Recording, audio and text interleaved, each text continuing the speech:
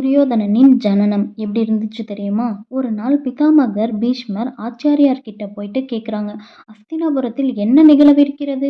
நாலாபுறமும் இருள் சூழ்ந்து ஏதோ அபசகுனம் நடப்பது போல தெரிகிறது. என்ன ஆச்சாரியாரே நடக்கிறது அப்படின்னு சொல்லிட்டு கேக்குறாரு.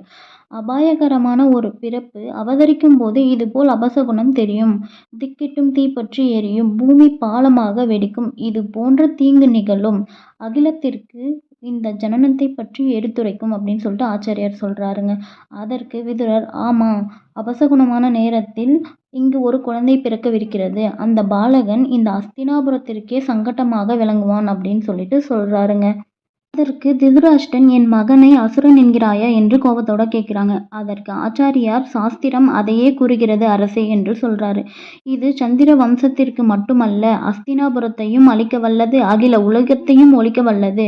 மனித வர்க்கத்திற்கே இது தீங்கு விளைவிக்கும் அப்படின்னு